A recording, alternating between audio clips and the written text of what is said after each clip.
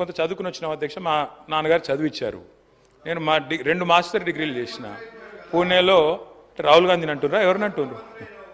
సరే, పూణేలో నేను మాస్టర్స్ చేసిన బయోటెక్నాలజీలో. తర్వాత న్యూయార్క్ ఎంబీఏ చదువుకున్నా. అంతో ఇంత చదువుకున్నా, ఉద్యోగం చేసిన. గుంటూరులో కూడా ఇంటర్మీడియట్ చదువుకున్నా. సరే, నేను అంతటా చదివినా. సరే, నేను చదువుకున్నా, సర్టిఫికెట్లు చూపెట్టే పరిస్థితి నాకు ఉంది. వాళ్ళు ఎక్కడ చదువుకున్నారో తెలియదు, ఏం చదువుకున్నారో తెలియదు. నేను మాత్రం చదువుకున్నా, కష్టపడ్డా, ఉద్యోగం సంపాదించుకున్నా. అదే ఉద్యోగం ఇది ఇండియాకి వచ్చినా. మరి నాకు ఇంటెలిజెన్స్ ఉందా లేదా అంటే నేను పోటీ పరీక్షలు రాసిన, జీవితంలో ఇంటర్వ్యూలు అటెండ్ అయినా. మరి ముఖ్యమంత్రి గారి గతం ఏందో నాకు తెలియదు, రకరకాలుగా చెప్తుంటారు కానీ నాకు గతం తెలియదు. నేను అనేది ఒకటే అధ్యక్ష, ఎవరి ఇంటెలిజెన్స్ ఏందో వారు ఇప్పుడు ఏం మాట్లాడినరో నేనేం మాట్లాడినరో మీరు కూడా విన్నారు. నేను వారిని ఏం అనను సార్, ఎందుకంటే వారు ఎలా అదృష్టం. రేవంత్ రెడ్డి గారు వారు అదృష్టవంతులు, కష్టపడ్డారు. నేను I say this with utmost sincere. Revanth, I say this with utmost sincerity. ఒక్క నిమిషం ఆపండి బ్రదర్, ఇట్లాగా. అరే, I'm saying something nice about him, listen. సి అయ్యా, మీకు తెలియదు, ఆగండి ఆగండి. అధ్యక్ష, నాకు రేవంత్ రెడ్డి గారు దాదాపుగా 20 ఏళ్ళ నుంచి తెలుసు, ఒక 18 ఏళ్ళ నుంచి తెలుసు.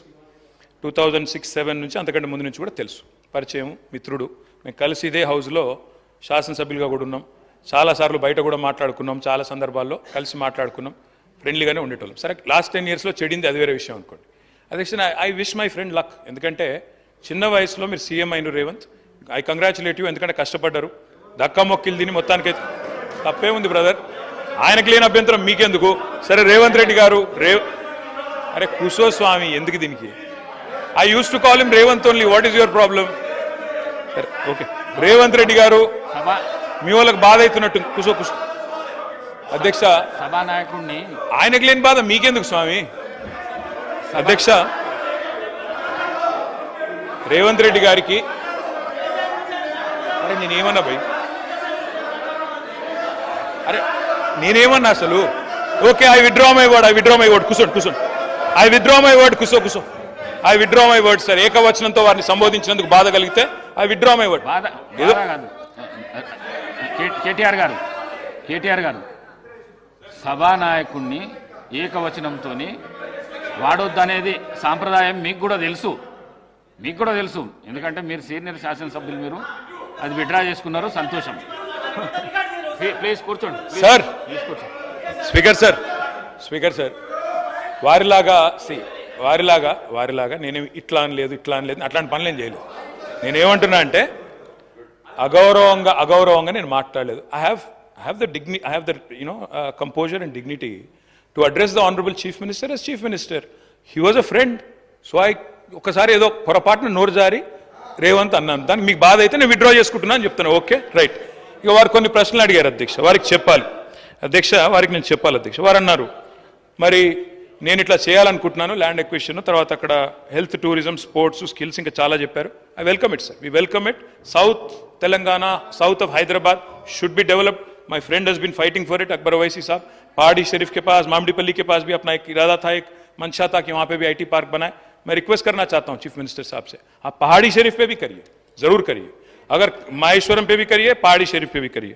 साहब, मैं एक और चीज़ भी कहना चाहता हूँ. వారు అన్నారు, రేపు సవిత గారు రావాలి, మీరు కూడా రండి, పార్టిసిపేట్ చేయండి. ప్రోటోకాల్ పాటిస్తే తప్పకుండా వస్తాం. ప్రోటోకాల్ పాటించండి, వారిని పిలవండి. మేము మీ దగ్గర కూడా వచ్చినాం సార్. ఓడిపోయిన వాళ్ళని తీసుకొచ్చి అక్కడ కూర్చోబెట్టి, వేదిక మీద ఓడిపోయిన వాళ్ళు, కింద మాత్రం పరాజితులు, వేదిక మీద విజేతలు కింద అంటే తప్పు సార్. అది ఈ హౌస్లో అందరికీ ఒకటే రకమైన మర్యాద ఉండాలి. సవితక్కని పిలవండి, ప్రోటోకాల్ పాటించండి, స్థానిక శాసనసభ్యురాలకు గౌరవం ఇవ్వండి, తప్పకుండా వస్తాం. ఎందుకు రామ్ సార్? నిర్మాణాత్మక కార్యక్రమాల్లో 100% వస్తాం. అధ్యక్ష, వారు అన్నారు ఆజామాబాద్ ఇండస్ట్రియల్ ఏరియా గురించి అన్నారు. ఆజామాబాద్ ఇండస్ట్రియల్ ఏరియా గురించి I request the honourable chief minister to please know the facts. Azamabad industrial area allot చేసింది దాదాపు 40-50 ఏళ్ల కిందట, సబ్జెక్టు కరెక్షన్, దశాబ్దాల కిందట. దాని పర్పస్ నెరవేరిన తర్వాత తప్పకుండా దాన్ని కన్వర్ట్ చేసుకునే అధికారం ప్రభుత్వానికి ఉంటుంది. ఆ పర్పస్ ఏదైతే ఇండస్ట్రీ పెట్టారు, నడిపారు, కొంత కాల పరిమితి కూడా ఇచ్చింటారు కండిషనల్ అలాట్మెంట్లో, అది నెరవేరిన తర్వాత మార్చుకోవచ్చు. కానీ ఏ పర్పస్తోనైతే ల్యాండ్ ఎక్వైర్ చేశారో ఆ పర్పస్ నెరవేరకుండా మీరు అక్కడేదో వేరే చేస్తానంటే మాత్రం తప్పకుండా చట్టం అడ్డం వస్తుంది. దయచేసి చూసుకోవాలని ముఖ్యమంత్రి గారికి I'm alerting you sir, I'm alerting you, rest is yours. తర్వాత మీరు అన్నారు కొన్ని విషయాలు నాకు సూటిగా సమాధానం చెప్పన్నారు, సూటిగానే చెప్తున్నా. పెండింగ్ అరియర్స్ ఉన్నాయన్నారు. ఎస్, పెండింగ్ అరియర్స్ ఉండే. 270 కోట్లు మళ్ళా మా ప్రభుత్వమే వస్తుంది. అది కంటిన్యూటీలో భాగంగా ఇచ్చేస్తామనుకున్నాం. 5 ఏళ్ల నుంచి కొన్ని పెండింగ్ బకాయిలు ఉన్నాయి, అట్లాగే ఇద్దామనుకున్నాం. మా ప్రభుత్వం రాలేదు, మీ ప్రభుత్వం వచ్చింది. Government is a continuous institution. మేము అధికారంలోకి వచ్చినాడు ఫీజు రీయింబర్స్మెంట్ బకాయిలు 1800 ఉండే, మేము క్లియర్ చేయలేదా? It's a continuous institution. ఇవాళ మీరున్నారు, రేపు ఇంకోరు వస్తారు, ఎల్లుండి ఇంకోరు వస్తారు. It's a continuous institution, please remember that. మీరు ఇంకో మాట అన్నారు, ఫస్ట్ ఇయర్ బతుకమ్మ చీరలు పెట్టినప్పుడు సూరత్ ఏదో స్కామ్ ఆడికెళ్ళి కొనుక్కొచ్చిందన్నారు. ఈ రోజు సెక్రటరీ శైలజా రామయ్య గారు ఉన్నారు, వారే ఆ రోజు హ్యాండ్లూమ్స్ డైరెక్టర్గా ఉన్నారు. మీరు దయచేసి సమాచారం తెప్పించుకోండి ముఖ్యమంత్రి గారు. మీరు అక్కడ ఎవరో స్థానికంగా పొలిటికల్గా ఏదో మా మీద దుగ్ధం ఉన్న వాళ్ళు ఏదో చెప్తే దయచేసి నమ్మి మోసపోకండి. Please get the facts. నేను ఒకటే రిక్వెస్ట్ చేస్తా ఉన్నా.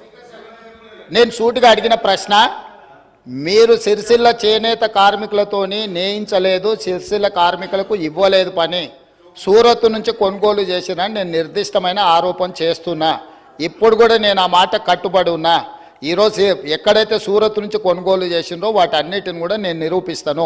వారు సూరత్ నుంచి కొన్నరా లేదా సమాధానం చెప్పకుండా ఒక అధికారి పేరుని ఇక్కడ వారు, ఎందుకంటే అధికారుల పేర్లు ప్రస్తావిస్తే అధికారులు సభలోకి వచ్చి మాట్లాడలేరు అధ్యక్ష. అధికారుల పేర్లు తీసుకోవాలన్నా తీసుకోకూడదా, తీసుకోవాలంటే స్పీకర్ అనుమతి ముందస్తుగా తీసుకోవాలన్నా లేదా, ఈ అంశాలన్నీ గొప్ప గొప్ప చదువులు చదువుకున్న ఆయనకు మరి తెలుసో తెలియదో నాకు తెలియదు. నేనైతే కొండారెడ్డిపల్లిలో చదువుకున్నా, తాండ్రలో చదువుకున్నా, వనపర్తిలో చదువుకున్నా, హైదరాబాద్లో చదువుకున్నా, అన్ని గవర్నమెంట్ స్కూళ్ళలో చదువుకున్నా అధ్యక్ష. నేను జడ్పీహెచ్ఎస్లో చదువుకున్నా. నేను గుంటూరు పోలేదు, నేనేమో జ్ఞానం కోసం పక్క రాష్ట్రాలకు పోయి చదువుకోలే.